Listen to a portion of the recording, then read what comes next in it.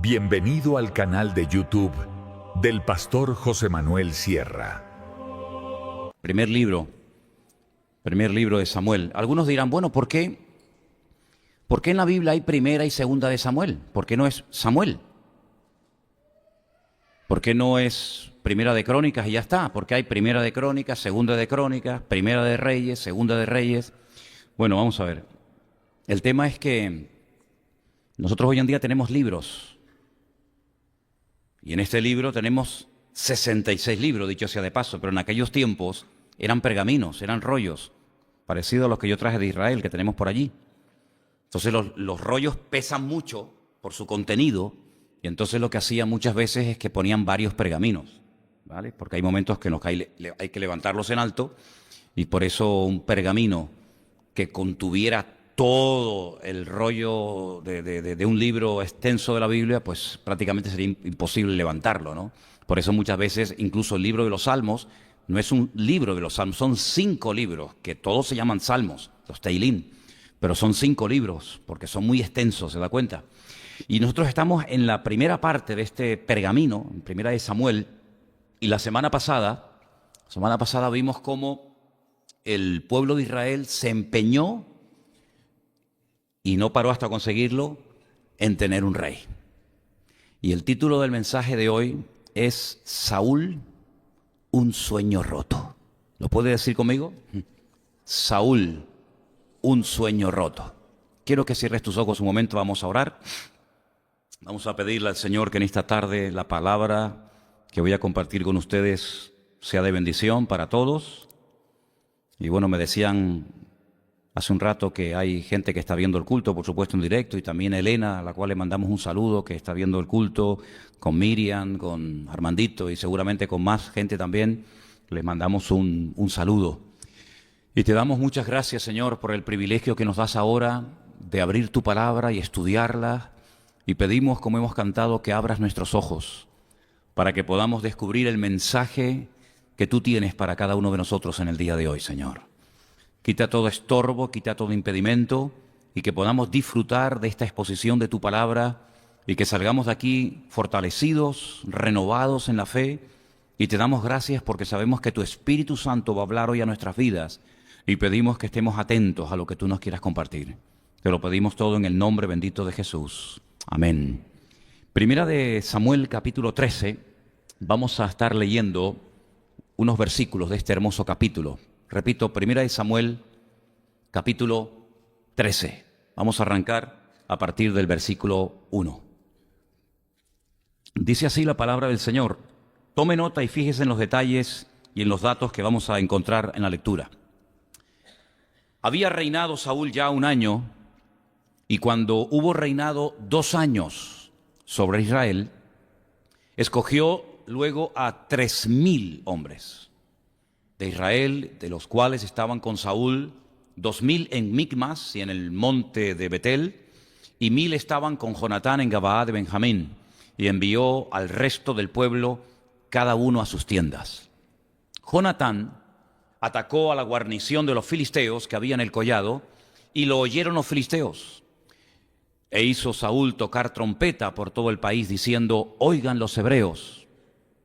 Y todo Israel oyó que se decía: Saúl ha atacado a la guarnición de los filisteos, y también que Israel se había hecho abominable a los filisteos. Y se juntó el pueblo en pos de Saúl en Gilgal. Entonces los filisteos se juntaron para pelear contra Israel 30,000 carros, 6,000 hombres de a caballo y pueblo numeroso como la arena que está a la orilla del mar, y subieron y acamparon en Micmas al oriente de Bet-Aven. Cuando los hombres de Israel vieron que estaban en estrecho, porque el pueblo estaba en aprieto, se escondieron en cuevas, en fosos, en peñascos, en rocas y en cisternas. Y algunos de los hebreos pasaron el Jordán a la tierra de Gad y de Galaad, pero Saúl permanecía aún en Gilgal, y todo el pueblo iba tras él temblando. Versículo 8. Él esperó 7 días conforme al plazo que Samuel le había dicho, pero Samuel no venía a Gilgal y el pueblo se le desertaba. Entonces dijo Saúl: traedme el holocausto y ofrendas de paz, y ofreció el holocausto. Y cuando él acababa de ofrecer el holocausto, y aquí Samuel que venía, y Saúl salió a recibirle para saludarle. Entonces Samuel dijo: ¿qué has hecho? Saúl le respondió: porque vi que el pueblo se me desertaba y que tú no venías dentro del plazo señalado y que los filisteos estaban reunidos en Micmas. Me dije: ahora descenderán los filisteos contra mí a Gilgal, y yo no he implorado el favor de Dios. Me esforcé pues y ofrecí el holocausto. Entonces Samuel le dijo a Saúl: locamente has hecho. No guardaste el mandamiento del Señor tu Dios, que Él te había ordenado. Pues ahora el Señor hubiera confirmado tu reino sobre Israel para siempre. Mas ahora tu reino no será duradero. El Señor se ha buscado un varón conforme a su corazón, al cual el Señor ha designado para que sea príncipe sobre su pueblo, por cuanto tú no has guardado lo que el Señor te mandó. Vamos a parar ahí la lectura, después seguramente leeremos otros textos. En la vida hay leyes que tienen que ver con la física, con la química, con un montón de apartados diferentes de la vida. Y en el mundo espiritual, en el reino espiritual también hay leyes, y tienes que conocerlas, las leyes del reino. Una de las leyes del reino de Dios es que lo que siembras recoges. Esa es una ley incuestionable. Otra ley del reino dice que lo que siembras es lo que cosechas, y cuanto más siembres, más vas a cosechar. Pues hay una ley en el reino que tiene que ver con la bendición y al mismo tiempo con el pecado. ¿Qué viene detrás de una bendición? Otra bendición.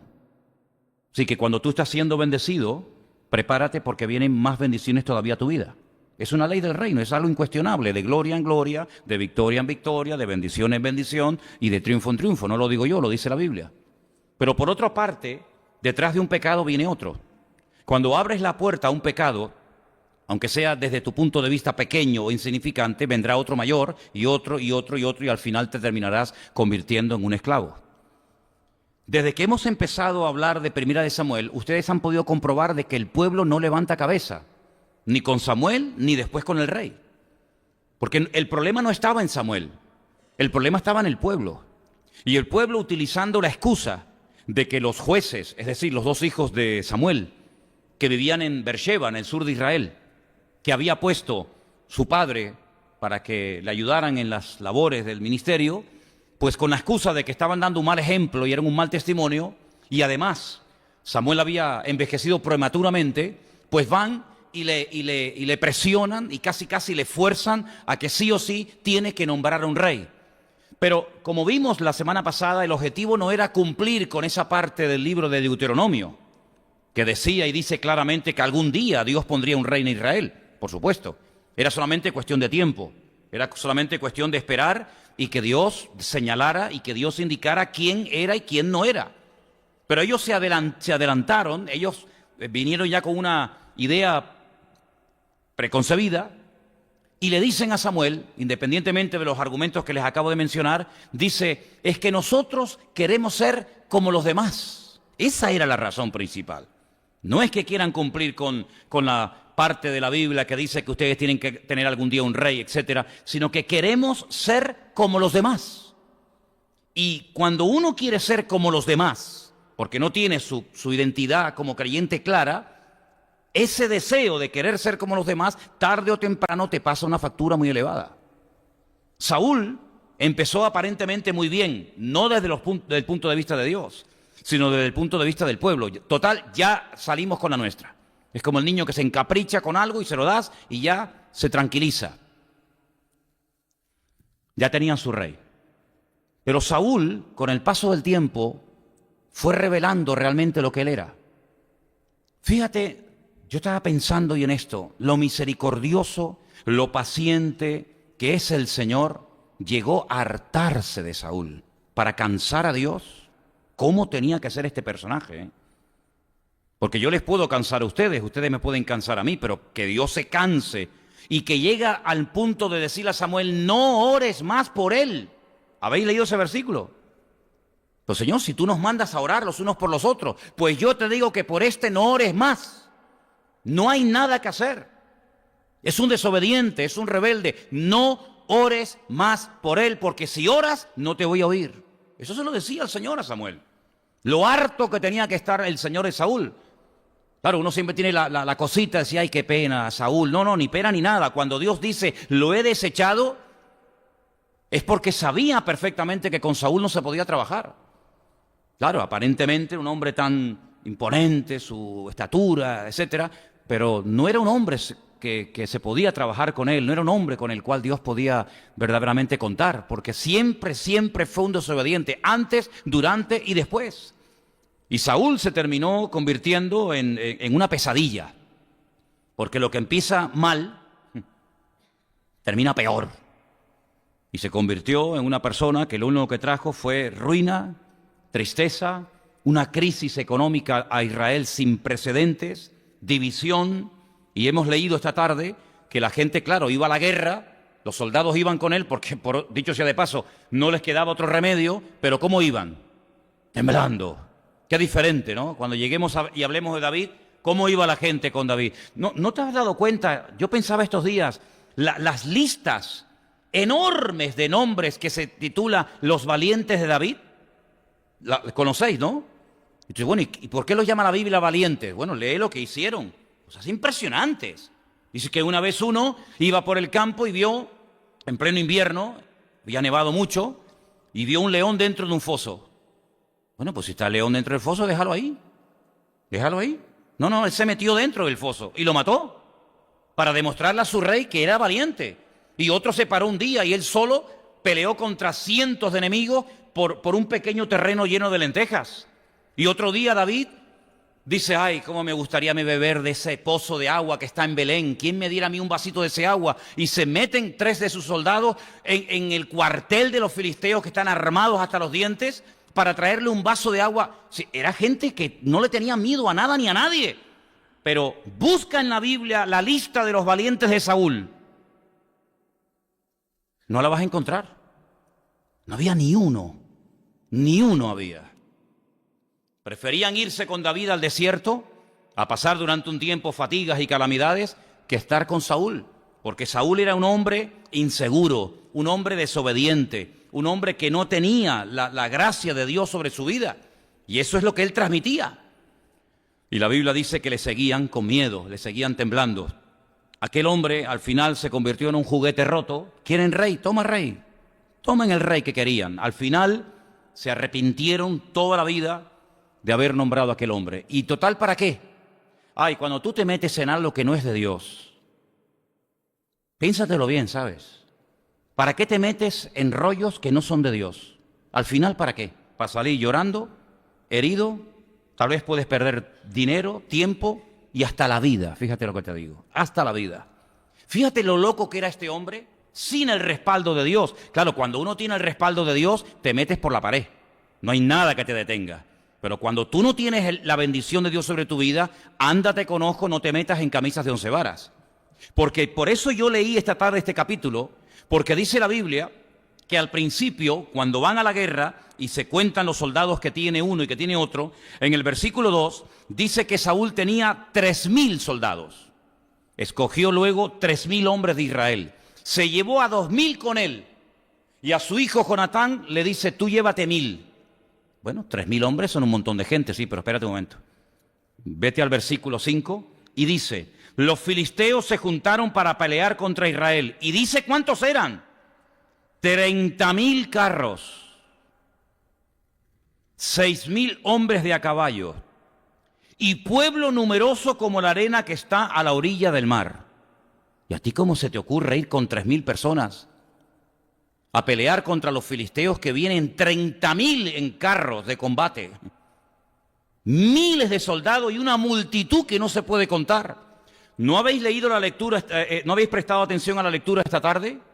Dice que cuando un rey ve que le van a atacar, lo que tiene es que sentarse y ser honesto consigo mismo y decir, espérate un momento, vamos a ver, ¿cuántos somos? 10,000. Bien. ¿Cuántos soldados son los que nos vienen a atacar? 20,000. No, pues hijo, tú verás lo que haces. Si tú crees que con 10.000 le puedes plantar cara a los que vienen contra ti con el doble, pues tú verás. Pero si no, llega a un acuerdo con él, ríndete, manda mensajeros para que no termines perdiendo tú y todos tus soldados la vida. Este no lo hace, este ni consulta. ¿Ustedes ven que consultó con el Señor? ¿Ustedes ven que dice, bueno, vamos a orar para ver si tengo que ir a la guerra o no? David cada vez que iba a la batalla siempre consultaba previamente con el Señor. Señor, ¿voy o me quedo?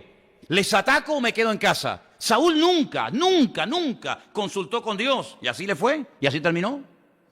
Se lanza a la batalla con 3.000 soldados, vienen miles de soldados contra él, pero él no piensa en eso.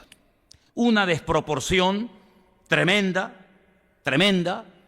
Aquí muestra que no tiene sabiduría, ni tiene la capacidad estratégica de organizar una batalla, porque es verdad que una vez 300 campesinos fueron a pelear contra una multitud de soldados, ¿se acuerdan cuando Gedeón?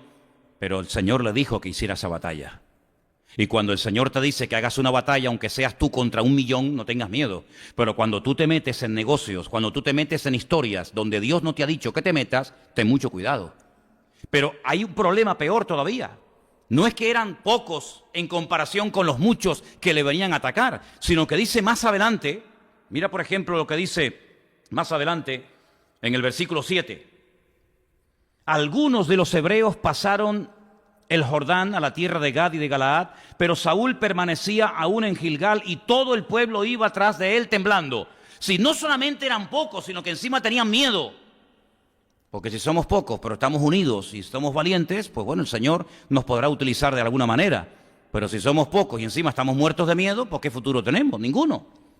Pero fíjate que más adelante, si seguimos leyendo, dice que cuando él estaba esperando a Samuel que viniera para presentar el sacrificio y orar por él, versículo 8, espera 7 días, porque Samuel le dijo, espérame 7 días, pero él veía que el pueblo se le iba, presenta el sacrificio y más adelante, cuando Samuel dice, bueno, ¿cuántos han quedado en este tiempo de espera? La Biblia nos enseña que le quedaron 600 hombres. Versículo 15. Levantándose Samuel, subió a Gilgal, a Gabaa y Benjamín, y Saúl contó a la gente que se hallaba con él, 600 hombres. 2.400 soldados se mandaron a mudar. Si con 3.000 no podías, ahora con 600, menos todavía. Cada vez tiene menos gente, cada vez tiene menos soldados, porque él no les infunde valentía.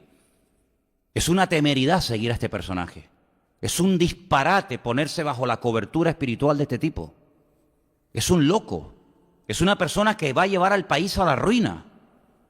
Como hay algunos hoy en día políticos por el mundo que están llevando a sus países a la ruina. No solamente ellos se van, sino que están llevando a miles a la ruina. Pero es que hay algo peor todavía. Fíjate lo que dice, por ejemplo, más adelante, en el versículo 19, no lo habíamos leído, pero presta atención. En toda la tierra de Israel no se hallaba herrero. No había ni un herrero en todo el país. Porque los filisteos habían dicho para que los hebreos no hagan espadas o lanzas. Ay, amigo, interesante, ¿eh? Versículo 20. Por lo cual todos los de Israel que tenían que descender a los filisteos para poder afilar cada uno la reja de su arado, su asadón, su hacha o la hoz. Y el precio era de un pin, una locura, un disparate. Por las rejas de arado y por los asadones, y la tercera parte de un ciclo para afilar las hachas y componer las aguijadas. Así aconteció, escucha, que en el día de la batalla no se halló espada ni lanza en ninguno del pueblo que estaba con Saúl y Jonatán, excepto Saúl y Jonatán su hijo, que las tenían. Pocos, asustados, divididos y desarmados. Bueno, una de dos, o este hombre tiene una fe impresionante que le va a dar una lección al mundo de cómo se puede hacer una batalla solamente con el respaldo divino, o es un loco que no sabe dónde se ha metido. Lamentablemente es la segunda postura, la segunda opinión.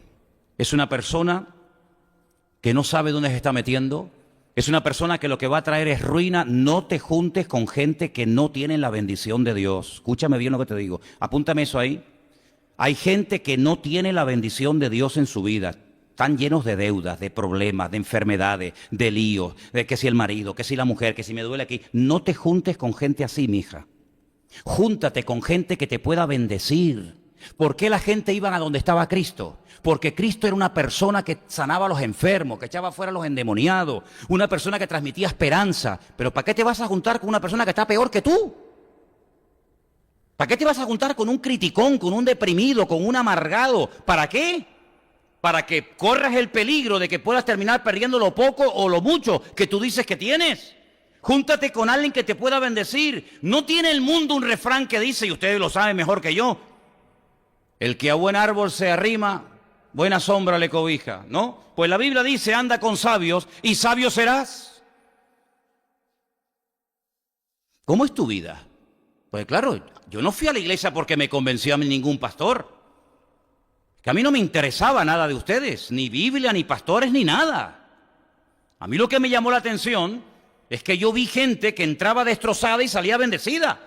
Pero claro, si usted me dice que es cristiano y su vida es un desastre, ¿yo para qué quiero ser cristiano?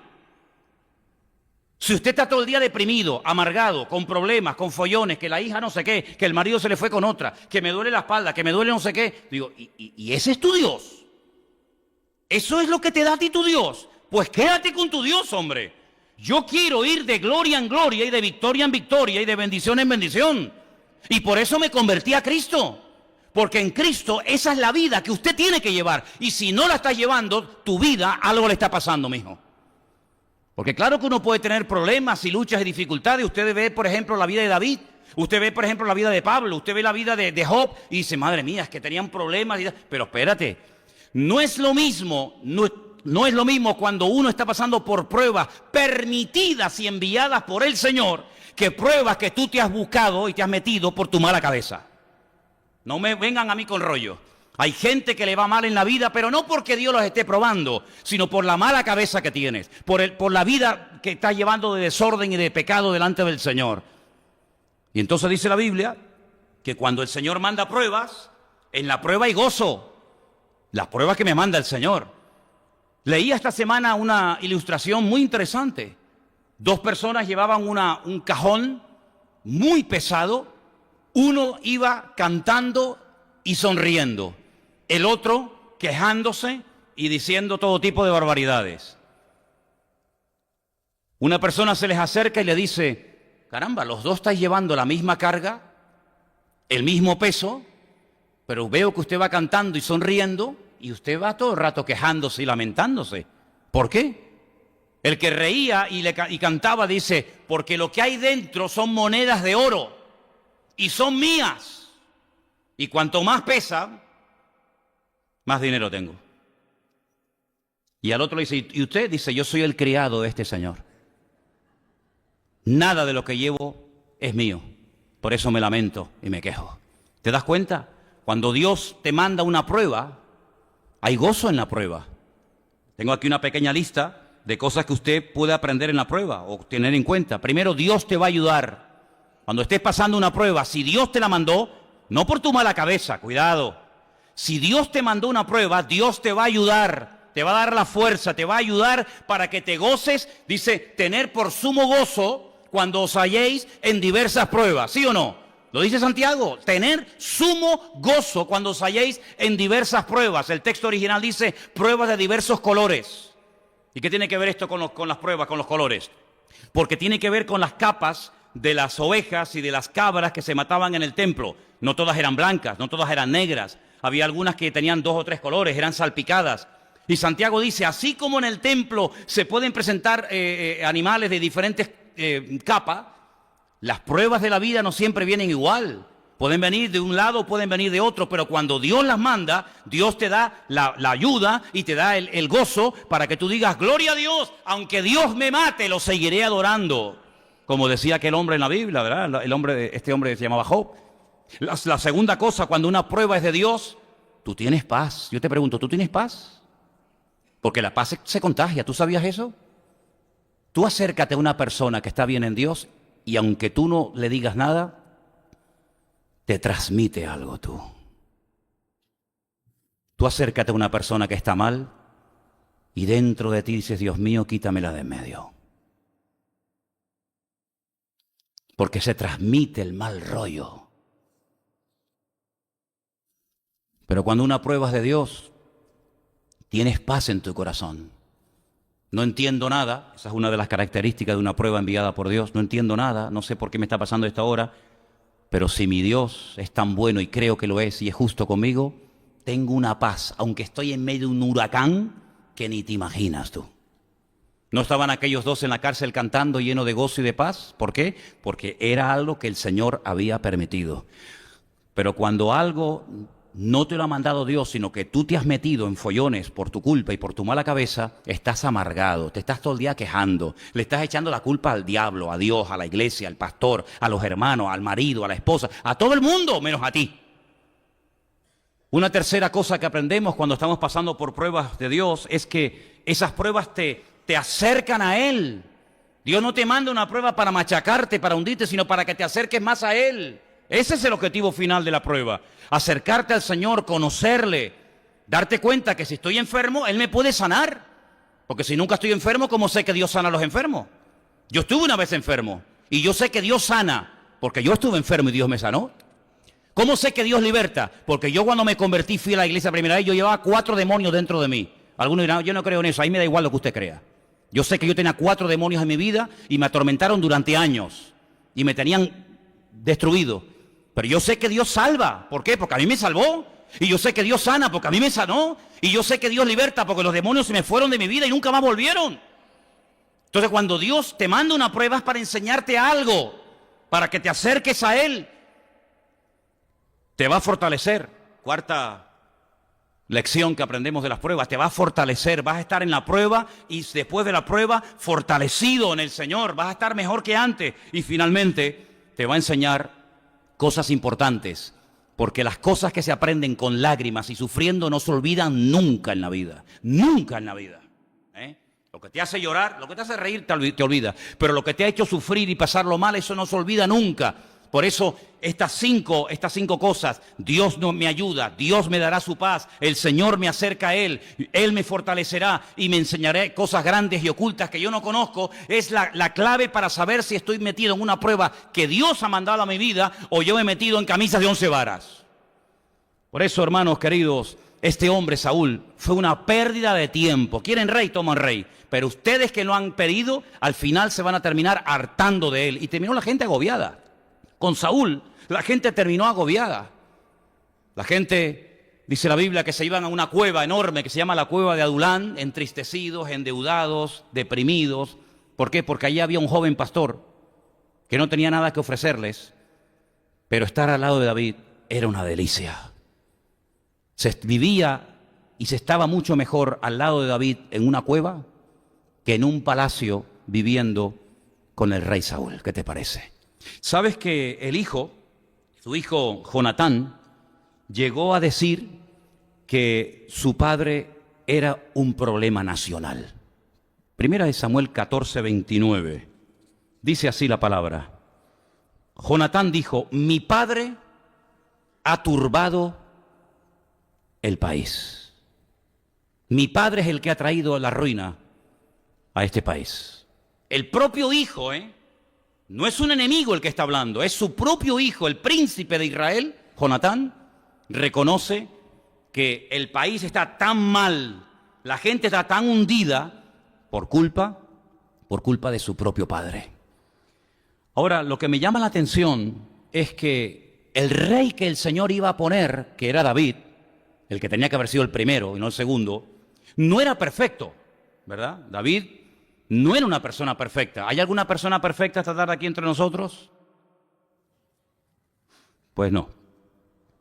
Hay 2 versículos en la Biblia que nos dice lo que sí es perfecto. Escucha este versículo, Salmo 19:7. Escucha bien. La ley de Jehová es perfecta, convierte el alma. El testimonio de Jehová es fiel. La palabra de Dios es perfecta, dígalo conmigo. La palabra de Dios es perfecta, no le falta nada, no hay que quitarle ni hay que añadirle. Es perfecta. La Biblia es perfecta. La mires como la mires. Es un libro perfecto. Por eso es el único libro que lo puedes estar leyendo 50 años todos los días y no te cansa y no te aburre. Cómprate un libro. Cuando se salieron los libros estos del Harry Potter, ¿os acordáis? Toda la gente, venga a leer los libros. ¿Quién lee los libros de Harry Potter hoy en día? Nadie. ¿Tú serías capaz de leerte 50 años seguidos todos los días el Quijote? ¿Quién se lee el tocho ese? Yo creo que ni Cervantes se lo leyó.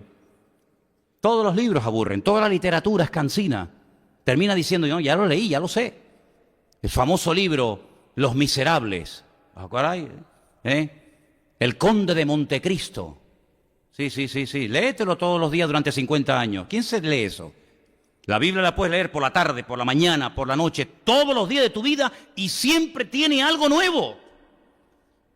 Estaba sacando cuentas el otro día. Yo salí de la escuela bíblica el 31 de mayo de 1981. ¿Cuántos años hace que estoy en el ministerio? 31 de mayo de 1981 me gradué. Estuve un año en la mili y quité ese año. ¿Cuánto he estado en el ministerio? 37 años predicando todas las semanas la palabra de Dios. ¿Y no te cansa? No, al contrario. Ahora es cuando recién estoy comenzando a descubrir cosas de la Biblia. Ahora es cuando estoy diciendo, madre mía, ahora estoy descubriendo esto y aquello. ¿Qué te parece? Claro, no voy a durar otros 37 años, yo creo, ¿no? Pero no aburre la Biblia, es perfecta. Y hay otra cosa que también es perfecta. Romanos 12:2. ¿Qué dice? Sonia, por favor. No os conforméis a este siglo, sino transformaos por medio de la renovación de vuestro entendimiento, para que comprobéis cuál sea la buena voluntad de Dios, agradable y perfecta. La voluntad de Dios es perfecta. ¿Cuántos lo creen?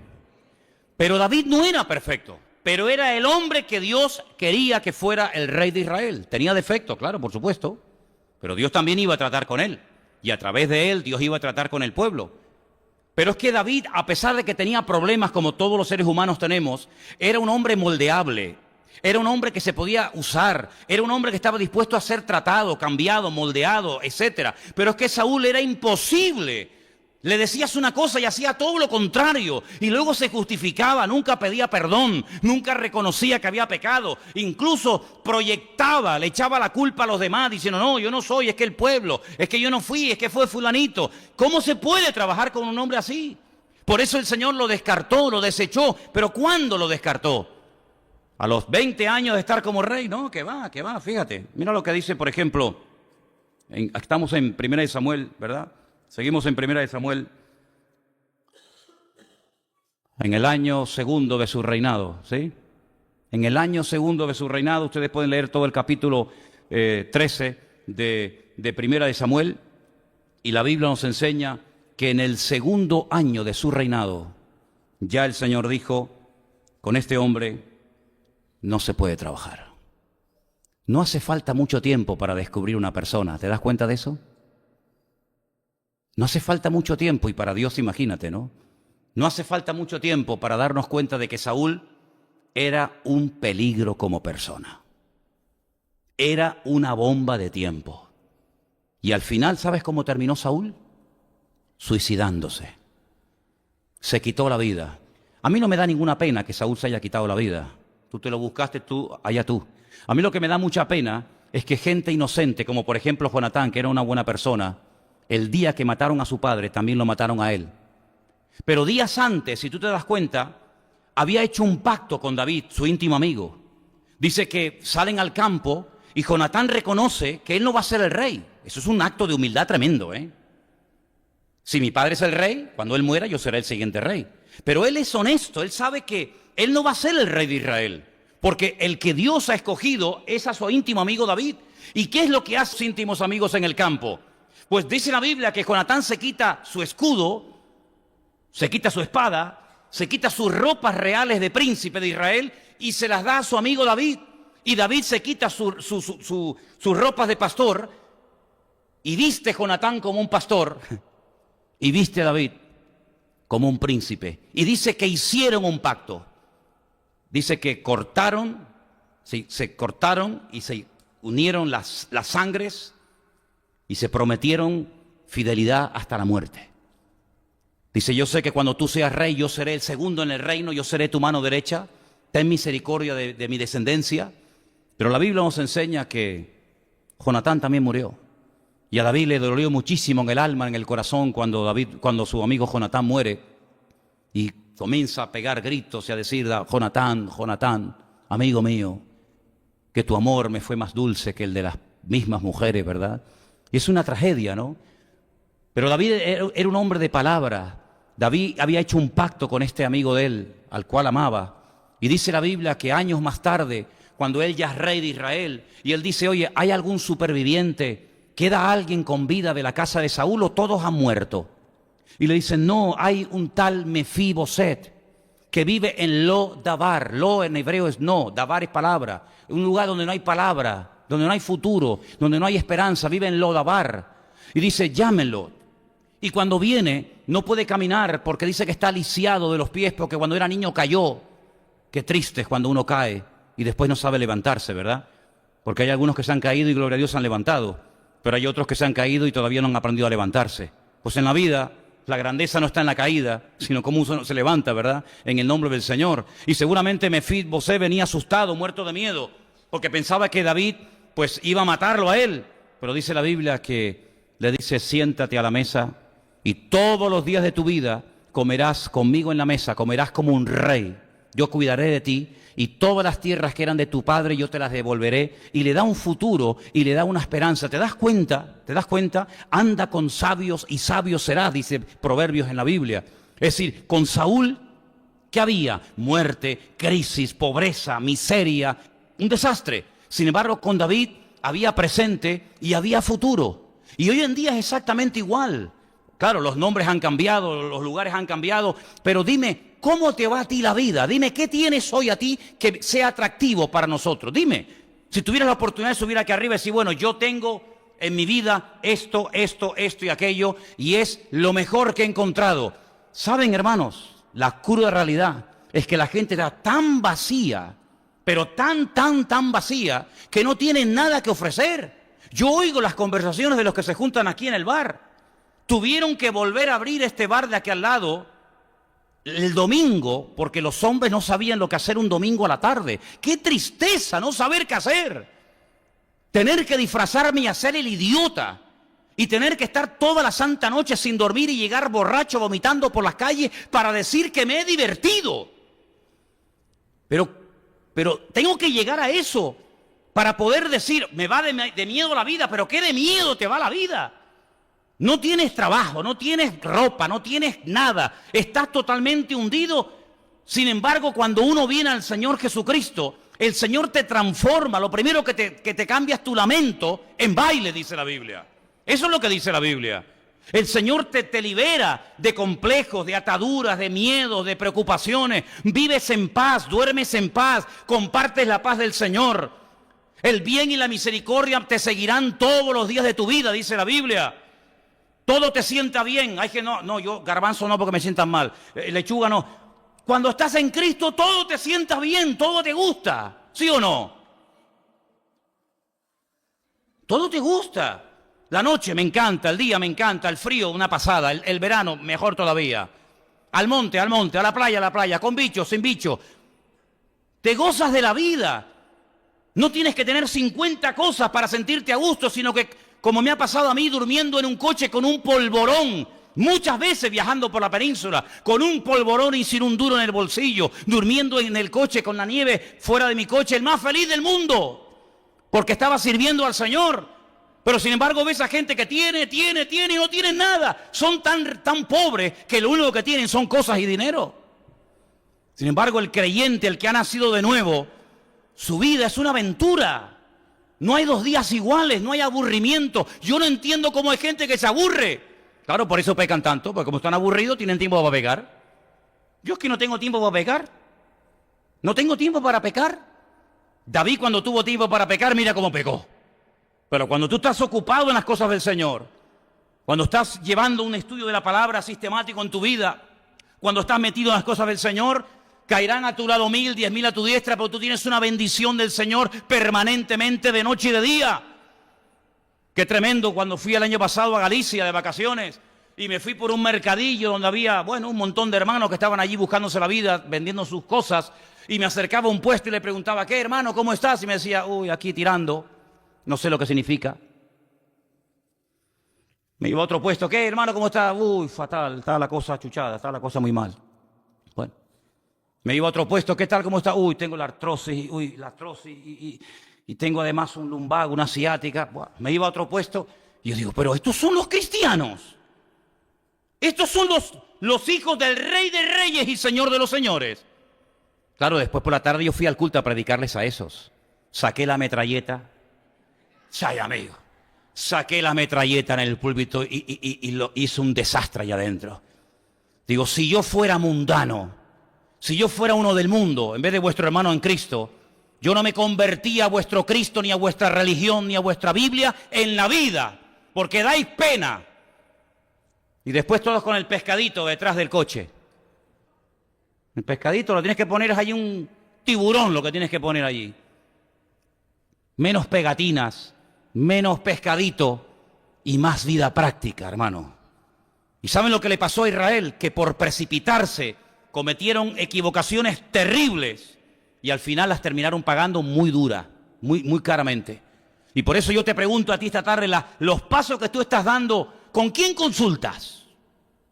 No, yo con la almohada, sí, pues te voy a responder la almohada, sí, te voy a responder la almohada a ti. ¿Con quién consultas? ¿A quién le hablas, Señor? ¿Qué hago? ¿Sigo con esto o lo corto ya? ¿Me voy o me quedo? Claro, si tú no consultas con nadie, mijo, después no te enfades con Dios, después no te enfades con la vida, después no te enfades con las circunstancias.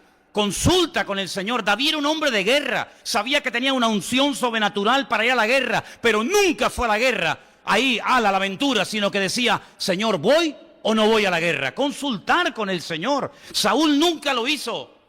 Un día, leyendo, me viene a Samuel, fíjate tú, es que, mira, cuando uno está mal, todo lo que hace sale mal. Dice, hoy no va a comer nadie, no quiero que nadie, fíjate tú, en la guerra, trabajando, sudando, corriendo, jugándote la vida, que no coma nadie. Porque si alguien lo hace, la maldición de Dios cae sobre su vida. Claro, todo el mundo asustado, nadie comía.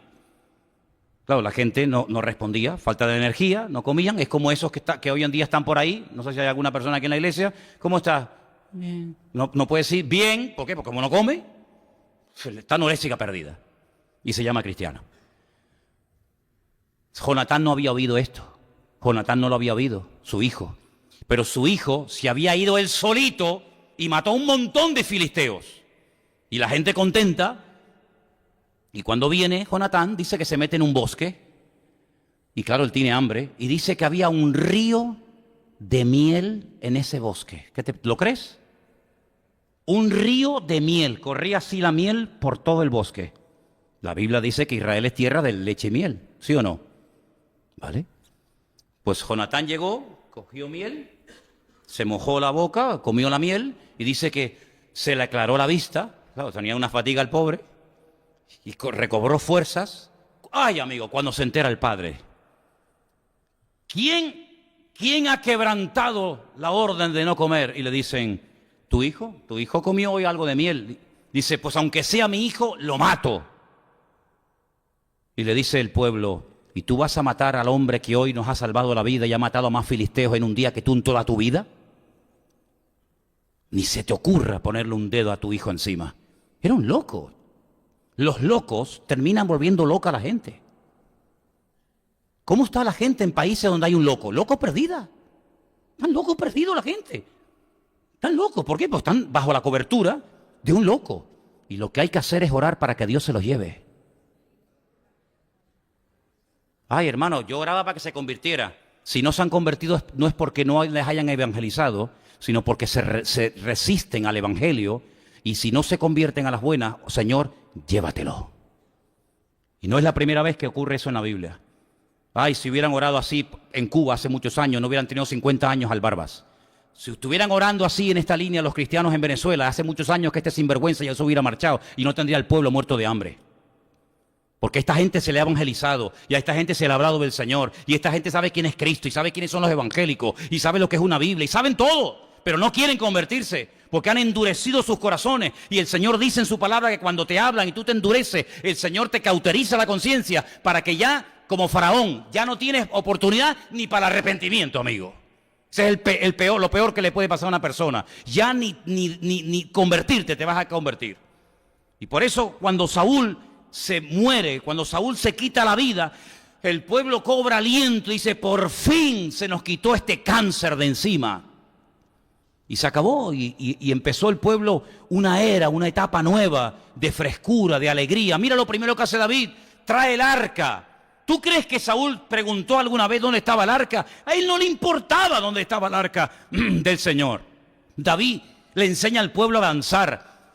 Comienza a fabricar un montón de instrumentos musicales que no existían, pero oraba, Dios le daba sabiduría e inventó un montón de instrumentos musicales de cuerda, de viento, de percusión, que hasta el día de hoy se usan en Israel. La famosa arpa de David, por ejemplo. Un hombre que trajo alegría, trajo un renuevo. Y eso es lo que tenemos que buscar en el Señor. Yo he ido a muchas reuniones de pastores.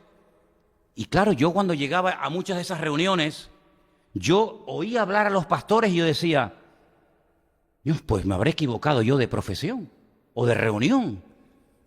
Porque empezaban, no, tenemos muchos problemas, muchas dificultades, que no sé qué, que las durezas, que las pruebas, que esto, que aquello y el otro. No, y yo decía, pues yo estoy disfrutando de la vida. Porque poder servir al Señor, claro que hay luchas y dificultades, pero es que en esas luchas y dificultades yo veo la mano de Dios. Si no son pruebas que vienen para hundirte y para amargarte. Si tú eres un cristiano, dice la Biblia que el gozo del Señor es tu fortaleza, ¿sí o no? ¿Tenemos un mensaje que darle al mundo, sí o no? Pues hermanos, pues el mejor mensaje que podemos dar es con tu vida y con tu testimonio. Porque mira, una de las cosas importantes de un creyente es que no depende de nada, ni de nadie. ¿Sabes lo bonito que es decir, yo me levanto por la mañana y no dependo de nada, ni de nadie, para funcionar, sino que soy libre? Claro, eso no significa de que después de la siesta te quieras echar el cortadito, ¿no? Ya eso es una costumbre que uno ya tiene como forma parte de la esencia de uno, ¿no? Pero si no hay cortadito no pasa nada. No pasa nada. Y puedes dormir en una cama con una almohada así, en el suelo, de pie, en un coche. ¿Por qué? Porque si el Señor está conmigo, yo cuando oro, yo siempre oro, todas las noches. No eso de 4 esquinitas, no, esa no, ya no la hago esa. En paz me acostaré y asimismo dormiré, porque solo tú, Señor, me haces vivir confiado. Y le digo al Señor, Señor, que cada hora que duerma valga por 2. Me levanto como una lechuga, fresco. ¿Qué tal has dormido? Yo de maravilla. No tengo problemas de insomnio ni de esas vainas, nada. Ahora tú imagínate que yo como cristiano, manías persecutorias, complejos, pastillas para comer, pastillas para no comer, pastillas para levantarme, pastillas para acostarme, pastillas para los nervios, pastillas para no tanto nervio, pastillas para... Dice, bueno, pero una pregunta, ¿tu Dios dónde está, mi hijo? ¿Dónde está tu Dios? Pues quiero decirles algo, que muchos cristianos viven así. Muchos cristianos viven así. Pero en Cristo una de las cosas más hermosas que hay es que usted puede ser libre, completamente libre. Y Saúl nunca fue un hombre libre. Saúl era un hombre que tenía un serio problema. Cuidado con esto que le voy a decir ahora.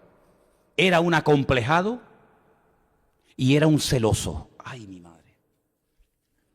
Cuando usted junta a un acomplejado con un celoso en una misma persona, eso es la Tercera Guerra Mundial.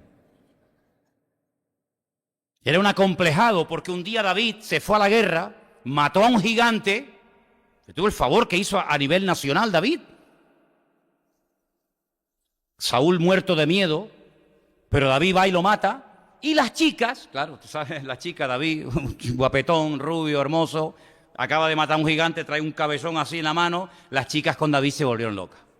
Y dijeron, Saúl hirió a 1000, pero David a los 10.000. Como echándole piropo, ¿no? A David, ¿no? Y entonces el otro, Saúl, se puso celoso. Y le dice, nada más falta que le den el reino. Es decir, tú ni vas a la guerra porque eres un cobarde y encima este muchacho se juega la vida, te salva la vida, le corta la cabeza al enemigo y encima te enfadas con él y lo critica. ¿Qué comenzó a hacer Saúl a partir de ese día? A perseguir a David con la intención de matarlo. Un acomplejado, celoso. Y los celos son muy peligrosos porque te hacen ver cosas que no existen. ¿Usted sabía eso? Persona celosa te dice, ¿con quién hablabas? ¿Yo? Con nadie. ¿Cómo que no? Si yo te vi. ¿Qué me vas a ver si estaba todo el día metido en la habitación? No, pues yo te vi. ¿Y qué le dije? Buah, eso es, mira, eso es horroroso. Eso es terrible, de verdad. Eso parece, Señor, o te lo llevas o te lo mando. De verdad, ¿eh? Terrible, terrible. ¿Tú te crees que un rey que tiene que matar a filisteos, que tiene que darle buena vida a la gente, que tiene que tener la frontera segura, que tiene muchas responsabilidades, todo su empeño durante años y años fue matar a David? Y luego era un falso, porque era un falso. Le dice un día a David, mira, yo quiero que tú seas familia mía, quiero que seas mi yerno. Y David le dice, ¿yo? Un don nadie, un desgraciado, un pastor de ovejas, que sea yo yerno del rey. No, por favor, eso es demasiado honor para mí. Pero yo quiero que seas mi yerno. Bueno, pero dime algo, es que yo no tengo nada para ofrecerle a la princesa de Israel. Que la princesa había que echarle de comer aparte también, ¿eh? Cuidado con las que se venden como princesas. Porque hay algunas que se venden como princesas que después son, vamos, madre mía. Una piedra en el zapato era la princesa aquella. Dice, no, dime algo, es que yo no tengo una dote, no tengo recursos económicos. Le dice, mira, tráeme 100 prepucios de filisteos. También menuda petición le hace este, ¿no? Y David se va, pero dice, claro, si yo le pido a este que me traiga 100 prepucios de filisteos, alguno lo va a matar, que es lo que yo quiero, que lo maten. Bueno, pues viene y le dice, toma, 200. Es que David, es que a mí me encanta David. Yo, la verdad, si yo pudiera volver en la máquina del tiempo, yo me hacía soldado de David, porque es que este tío, me encanta el David este, me encanta. Yo qué pena que no viví en una época que ya, no viví en esa época. Todo tienes el amor, Dios te bendiga, hermano. A mí me hubiera gustado esa época de pim, pam, y me hubiera encantado. Pero bueno, ¿qué vamos a hacer?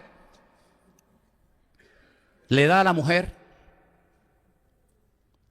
Y entonces David, que era un hombre de Dios, espontáneo, campechano, el hombre quería adorar y adoraba, y el hombre quería cantar, no tenía ese miedo al ridículo, porque no era un acomplejado como el suegro, sino una persona feliz de la vida, pues resulta que se pone a danzar por las calles de Israel. Y claro, doña Mical, que era igual que el padre, porque la Biblia dice tal, la Biblia no, perdón, lo dice el mundo, de tal palo tal astilla, la Biblia dice tal la madre, tal la hija, ¿no? Pues se queda mirando por la ventana y dice, tú chiquita, bailando ahí. Y cuando llega por la noche a la casa, Mical está con los morros. Con los morros. Y David dice, ¿qué te pasa? ¿No te da vergüenza haber danzado por las calles ahí, todo el mundo mirándote por las calles? Y David le dice, vergüenza a mí, vergüenza te tiene que dar a ti. A mí no me da ninguna vergüenza adorar a mi Dios. Y si crees que he hecho el ridículo, más todavía lo voy a hacer. Y dice que a partir de ese día nunca más se acostó con ella y fue viuda hasta el día de su muerte. Fue viuda en vida, que ese es otro tipo de viudez que hay en la Biblia. Viuda en vida. Tu marido está vivo, pero tú vas a ser viuda, como si yo hubiera muerto para ti. Y ahí se quedó. ¿Y qué te parece, amigo? Saúl fue un juguete que se rompió al poco tiempo. Porque no fue el rey puesto por el Señor. Y tú tienes que asegurarte de que las decisiones que tomes en la vida, las tomes en la voluntad del Señor. Quiero terminar diciéndote algo. Mira, cuando tú vayas a tomar una decisión de la índole que sea, sentimental, económica, familiar, en fin, de la índole que sea, como he dicho, primero, no tomes nunca una decisión, escúcheme bien, sobre todo jóvenes y todos los que están aquí, para huir de una situación. ¿Qué quieres decir con huir de una situación? Quiero decir que a veces he visto gente que se ha casado, chicos o chicas, para huir de una situación familiar que no soportan más. un padre tirano, una situación familiar terrible, y entonces dice, mira, yo me voy a casar con este, que es feíto, no es muy allá, no, pero bueno, me manda a mudar de aquí. Y al año, a los 2 años, a los 3 meses, aquello fue una ruina, porque fue una decisión tomada en la carne. Entonces no tomes decisiones para huir, ¿sabes? No, espérate. No tienes que huir, tienes que obedecer lo que te dice el Señor. Así que nunca tomes decisiones para... Mira, me están ofreciendo un trabajo en no sé qué sitio y claro, aquí estoy hecho polvo, no tengo nada, estoy fatal, venga, me voy para allá. Pero espérate un momento, que dice la Biblia que más vale bocado seco y en paz con la bendición de Dios que casa llena de provisión donde no está la bendición de Dios. ¿A ti quién te ha dicho que te vayas allí, que te van a pagar 10.000 euros por mes? ¿Quién te ha dicho? No, es que aquí estoy en paro, pero ¿quién te ha dicho que tienes que ir allí? ¿Te lo ha dicho el Señor? No. Entonces, ¿cómo se te ocurre a ti ir? ¿Cómo se te ocurre a ti ir?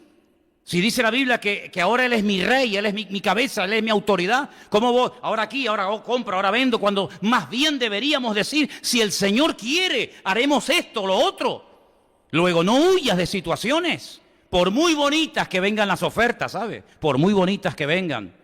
Me acuerdo cuando vino a hablar conmigo el Partido Popular para ofrecerme un puesto. Sí. No, yo nunca he entendido cómo hay pastores que dejan el ministerio por meterse en la política. Nunca lo he entendido. Que dejen la política por servir al Señor ahora mismo. Pero dejar yo, embajador de Cristo, mi ministerio y mi llamado, para meterme en... ¿Estamos locos o qué? A Billy Graham le ofrecieron hace años ser candidato republicano para la presidencia de Estados Unidos. Y este hombre, este gran varón de Dios, dijo, ¿yo dejar de predicar el evangelio para ser presidente de los Estados Unidos? ¡Ni loco! Fíjate lo que le ofrecían. Así que no tomes decisiones para huir de una situación difícil, apretada económicamente. No tomes esas decisiones así porque te vas a equivocar. Segundo lugar, cuando estés enfadado o enfadada, porque ustedes también se enfadan, porque el enfado de algunos hombres dura media hora, las mujeres 20 años después te dicen, ¿pero qué te pasa? ¿Qué me pasa? Encima me preguntas ¿qué me pasa? No sé, ¿qué te pasa? No sé. ¿Qué quieres? ¿Tú no te acuerdas que en el año 1800... Si no se acuerda ni dónde dejó la llave, se va a acordar de lo que le está diciendo hace 20 años, el tarado. No tomes decisiones cuando estás enfadado. Nunca. Porque te vas a equivocar. Me largo, ya no aguanto más. A la semana, perdóname, me equivoqué. Pero tampoco tomes decisiones cuando estés desanimado, cuando estés triste. Porque también te vas a equivocar. Así que no huyas tomando decisiones a la carrera, sin consultar con el Señor, sin esperar en Dios, como hizo Israel y se equivocó de rey. No tomes decisiones cuando estés enfadado, desanimado. No tomes decisiones porque otros están haciendo lo mismo. No, es que todo el mundo se está yendo para allá. ¿Y a ti qué te importa? Es que todo el mundo lo hace. No imites a nadie, sigue tú al Señor. ¿Se acuerdan ustedes cuando yo les comenté el detalle en la vida de Isaac, el hijo del patriarca Abraham? Hay un momento en el que él como ganadero, no hay pasto, no hay nada, no hay futuro para su rebaño, se le van a morir. Y entonces él dice, bueno, yo voy a hacer lo que hizo mi padre. Mi padre, que era un gran hombre de Dios, se fue a Egipto, porque yo no sé cómo es, pero en Egipto siempre hay agua, tú. En Egipto siempre hay trabajo. En Egipto siempre hay de todo. La tierra de Canaán, sequía, miseria, guerra, los amorreos, los filisteos, pero en Egipto siempre hay de todo. Y mi padre se fue allí. Y el Señor le dice a Isaac, tú no te muevas de aquí, tú quédate aquí. ¿Dónde vivía en aquel tiempo Isaac? En Beer-sheba. Lo dije el domingo pasado, ¿qué significa Beer-sheba? Beer significa pozo, Sheba es el 7, la ciudad de los 7 pozos. Esos pozos que había abierto su padre, que le proporcionaban agua para el ganado, o se habían secado, o los filisteos le tiraban tierra y piedras para cerrárselos. Qué malos, ¿eh? Qué malos los filisteos, ¿eh? De verdad que son malos los filisteos, ¿eh? Se iba a otra ciudad, se iba un poquito más allá, abría un pozo, encontraba agua en el desierto, fíjate lo que te digo, y venían los filisteos y le volvían a cerrar el pozo. Y se iban más para allá y le volvían a cerrar el pozo hasta que al final, ustedes saben, que llegó a un lugar llamado Rehobot, que es un lugar, lugar amplio, una ciudad moderna que existe hoy en día a las afueras de Tel Aviv, una ciudad muy bonita, y allí se estableció. Pero el Señor le dice, tú no vayas a Egipto. Tú no tienes agua aquí, pero tú quédate aquí. Y le dice, siembra donde estás. Claro, los que no conocen aquello dicen, bueno, será una tierra fértil. ¿Qué tierra fértil? Si Beerseba es un desierto, 50 grados a la sombra, allí no hay agua, allí no hay nada. Allí si echas una semilla se te quema. Pero el Señor me dijo que siembre en el desierto. Y dice que ese año sembró, en obediencia al Señor, fuera de toda probabilidad de éxito, cosechó a 100 por 1 y los filisteos vinieron y reconocieran que el Señor estaba con él, hicieron un pacto con él y le pidieron perdón. ¿Qué te parece? Entonces no hagas lo que los demás hacen. No, es que todos están yendo ahora a Bilbao, porque en Bilbao dicen que hay mucho trabajo. ¿Y a ti te ha dicho el Señor que te vayas a Bilbao? No, es que ahora se está yendo la gente a Panamá, a Perú, a China, a Hong Kong. Tú te tienes que ir donde el Señor te diga. Y si no te dice nada, estate quietito, porque la puedes echar a perder. ¿Me siguen? Y finalmente, no tomes decisiones fuera de la voluntad de Dios. Claro, ahora tú dices, ¿y cómo sé yo cuál es la voluntad de Dios? Te voy a poner un ejemplo. Cuando yo me convertí, una de las cosas que se predicaba mucho en aquellos tiempos era que los cristianos tenemos que descubrir la voluntad de Dios para nuestra vida. Y entonces yo continuamente preguntaba, pero bueno, ¿y cómo puedo yo saber la voluntad de Dios? Y me decían, orando. Y yo, como era muy quisquilloso, le decía, vamos a ver, en un partido de fútbol, yo veo que en un equipo hay gente que sale y se santigua y oran. Y el otro equipo, hay algunos que también se santiguan y oran. ¿A quién le da la victoria al Señor si los dos han orado? O sea, fíjate los ejemplos que yo le ponía a los pastores en aquel tiempo. Una vez me dijo un pastor, Manolo, me tienes ya podrido. Me tienes ya harto con tus preguntas. Digo, bueno, es que yo hasta que no me den una respuesta, yo no paro. Y entonces, andando el tiempo, llega un pastor y me dice, tengo un regalo para ti. Digo, ¿cuál es? Dice, toma, léete este libro. Yo desde que me convertí leía libros y libros y libros, pero ese en especial se llamaba, si un día lo pueden conseguir, es un libro muy antiguo, cristiano. Si pueden conseguir ese libro, cómprenlo. Si vas a la casa de un hermano y lo ves, quítaselo y después le dices que se lo cogiste prestado. Se llama 3 señales seguras. Es portada azul. 3 señales seguras. Se basa en lo siguiente. Dice que en una parte de Italia había un puerto que era muy peligroso entrar con el barco. No hay problema. Y resulta de que los barcos encallaban porque no sabían entrar bien al puerto y tocaba y rompía el casco y se hundían. A alguien se le ocurrió poner en la punta del muelle 3 farolas, así, en línea. Y los del puerto le decían a los que querían atracar en ese puerto que cuando fueran a atracar, si veían 3 farolas no alineadas, que ni se les ocurriera entrar con el barco porque se la iban a pegar. ¿Me explico? ¿Qué tenían que hacer? Ver las 3 luces como si fuera una sola. Así, alineadas. Si usted las ve así, 1, 2 y 3, o 1, 2 y 3, no entres porque te la vas a pegar. Tienes que ver las 3 luces así, en línea, como si fueran una. Y basándose en eso, que era verdad, el autor de este libro dice, hay 3 cosas en la vida de todo creyente que tienen que estar siempre alineadas para que usted pueda decir, yo estoy en la voluntad de Dios. ¿Y no vale con 2? No, 3. ¿Cuántos quieren saber esas 3 cosas cuáles son? Vengan el domingo que viene y se las digo. ¿Qué hacemos? Venga, dígame otra. No. Vale, ver, vamos, ya vamos. Los veo animados.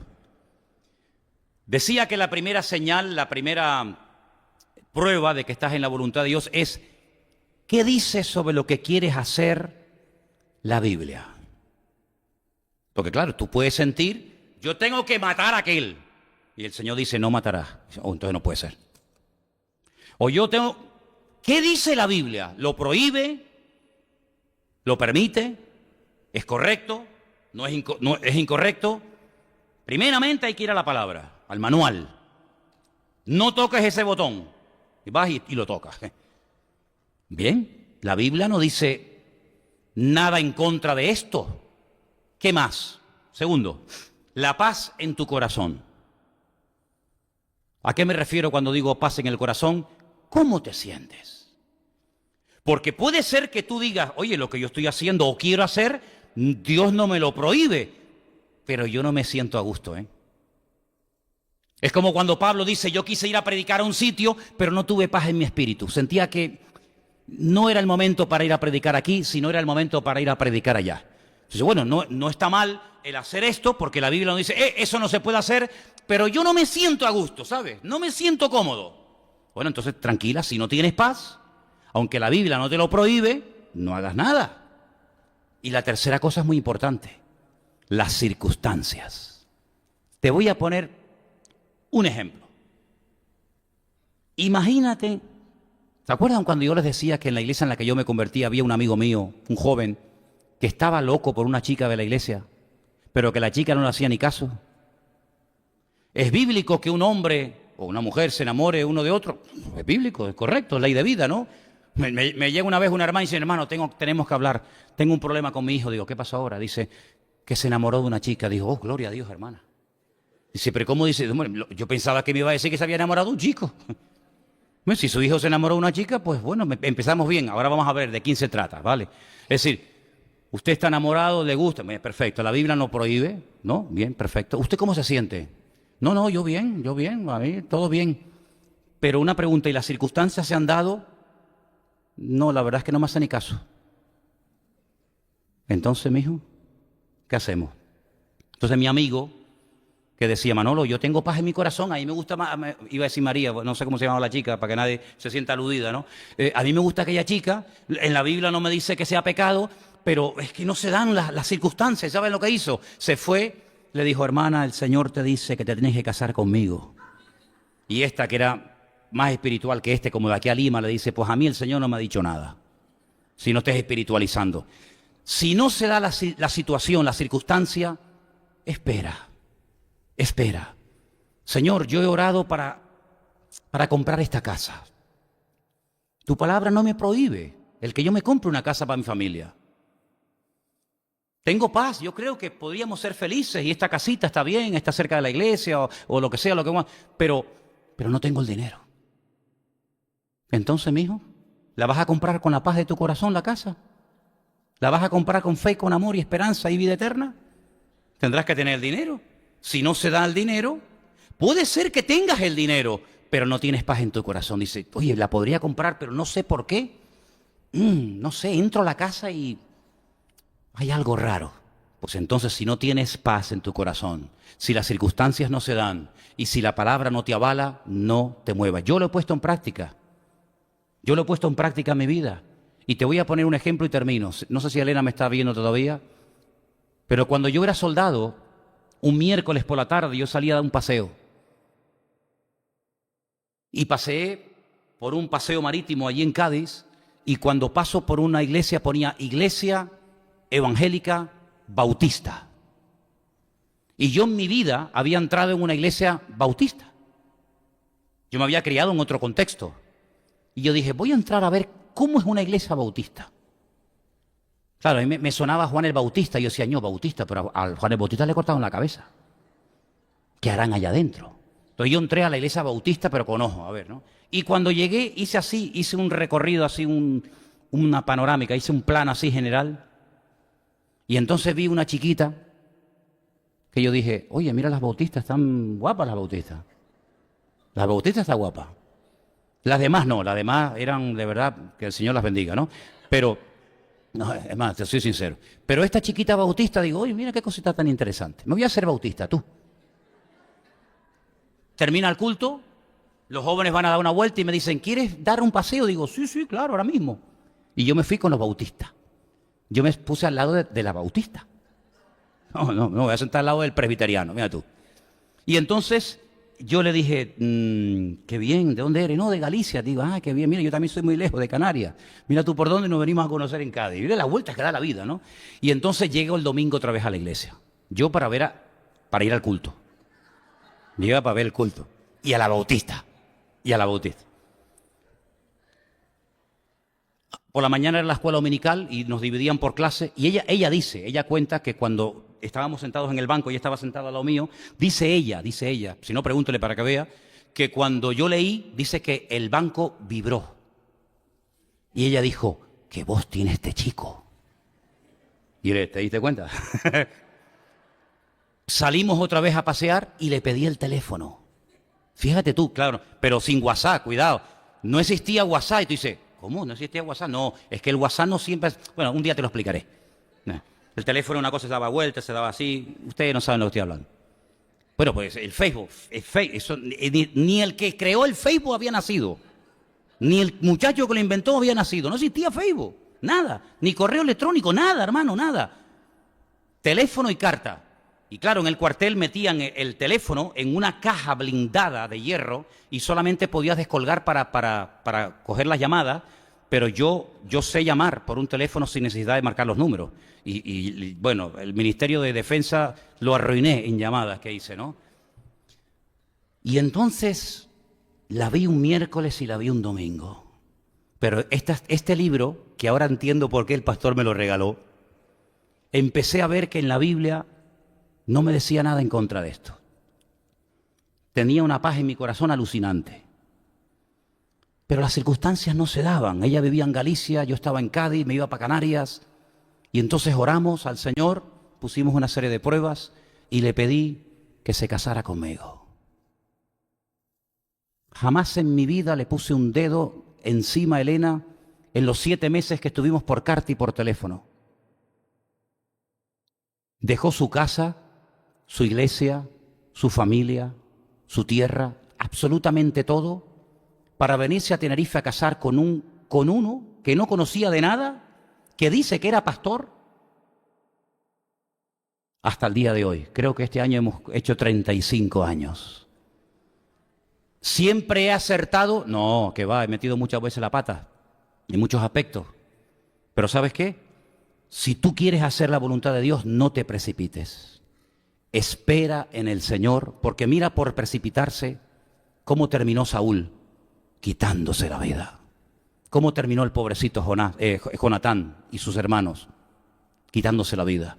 El país arruinado, en crisis. ¿Por qué nos cuesta tanto a los cristianos esperar en el Señor, hermanos? ¿Por qué? Es que no nos fiamos de Dios. No nos ha demostrado ya fehacientemente el Señor que uno se puede fiar de Dios. Ya sé que por ahí hay un versículo, yo sé que ustedes saben muchos versículos. Maldito el hombre que confía en el hombre. Sí, yo también me lo sé. Pero también te recuerdo que hay uno que dice, más bienaventurado el varón que confía en el Señor su Dios. Y yo les quiero decir esta noche para concluir que confiemos en Dios. Que no seamos como Israel, que venga la carrera y ahora, sino esperemos en el Señor. Porque aunque David no era perfecto, era el hombre escogido por Dios. Y ese era el que Dios tenía preparado. Lo que pasa es que era muy jovencito, Dios lo estaba preparando. Y cuando nosotros somos capaces de fiarnos de Dios y esperar en el Señor siempre, siempre te dará lo mejor. ¿Cuántos dicen amén? Claro, vendrán pruebas y dificultades, cuidado, esto no es un camino de rosa, que no hay dificultades, pero cuando una prueba viene y el Señor está en la barca, gloria a Dios.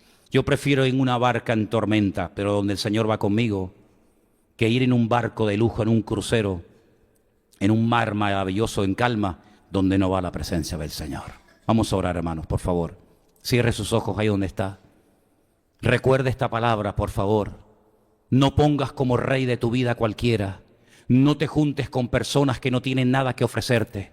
Es más, apártate y huye de personas que, llamándose hermanos, dice la Biblia, no llevan una vida coherente, alineada con el Señor.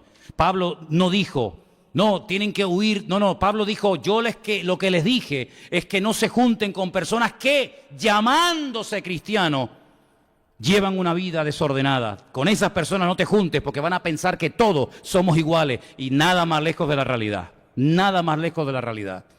El Señor nos tiene que dar mucha luz y sabiduría y pedirle al Señor que nos ilumine para no tomar decisiones equivocadas. Y para que al final aquellos sueños que teníamos tan bonitos y aquellas ideas tan maravillosas se terminan convirtiendo en una pesadilla, perdiendo tiempo y energías y dinero, al final para nada, para volver otra vez a empezar de cero. Otra herida más, otra cicatriz más. ¿Qué necesidad tenemos de eso, hermano? Bueno, si aprendiéramos a base de palos, pues bueno, gloria a Dios, pero es que a veces ni así aprendemos. Entonces vayamos a los principios de la Escritura, vayamos a la palabra, y en la palabra vamos a encontrar siempre la línea que tenemos que seguir en esta vida. Cierra tus ojos ahí donde estás, y si tienes que tomar una decisión importante, si estás en una encrucijada y no sabes qué hacer, no sabes qué camino elegir, pídele esta noche al Señor: Señor, ayúdame. Estoy cansado de sufrir, estoy cansado de equivocarme. Mira a Saúl cómo terminó, quitándose la vida. ¿Cuántos terminan quitándose la vida? ¿Por qué? Porque están hartos. Mi padre me abandonó, mi madre me abandonó, el novio, la novia, el trabajo, hasta el perro se me murió, caramba. ¿Esa es la vida que tú quieres llevar? Por favor, Dios quiere que tú sonrías y que seas feliz y que ayudes a otros y que tengas paz en el corazón y no seas un amargado. ¿Por qué no tengo que emborracharme en carnavales? ¿Por qué? Porque no me hace falta. ¿Y por qué no me drogo? Porque no tengo dinero. Si quiero me lo puedo hacer, pero no me interesa. Porque he probado mucha basura y ninguna me ha llenado. Solamente me ha llamado el poder de Dios. Estoy solo, podía esta semana, ¡ala, el desmadre! No, para nada. Porque con Cristo lo tengo todo. Sin Cristo no tengo nada. Tómate en serio tu relación con el Señor, hombre. Tómate en serio. Si no te vas a tomar en serio tu relación con el Señor, no vengas más. ¿Para qué vienes? ¿Para qué vienes? ¿Para perder el tiempo? Tómate en serio tu relación con el Señor. Como dice el Señor, pon tu mano en el arado y pon en una balanza. A ver, ¿qué tengo? Esto y esto. A ver. Y ya verás que como el Señor no hay nada. Yo enterré a mi padre, ¿sabe? Yo prediqué en el funeral de mi padre. Y cuando yo me despedí de mi padre, la última vez que lo vi ya en la caja, le dije: papá, hasta pronto. Nos volveremos a ver en la otra vida, porque Él fue el que me trajo a mí a la iglesia. Él fue el que me trajo a mí al Señor. Y yo tuve el honor y el privilegio de predicar en el funeral de mi propio padre. Pero no fue una tragedia, sino fue un hasta pronto. El Señor ha decidido que tú llegues primero que yo, pero espérame que ya llego. Espérame que ya voy para allá. Así que pon tu mano en el arado. Confía en Dios, que el Señor tiene lo mejor para tu vida. Ayúdanos, Señor, a tener en cuenta estos principios, estas enseñanzas, esta palabra. Que tú seas lo primero y más importante de nuestra vida, Dios mío. No queremos tomar decisiones precipitadas en la carne, fuera de la voluntad de Dios, del tiempo de Dios. Ayúdanos a confiar y a esperar en ti, Señor. Recibe toda la gloria, toda la honra, mi Dios, en el nombre de tu amado Hijo Jesús.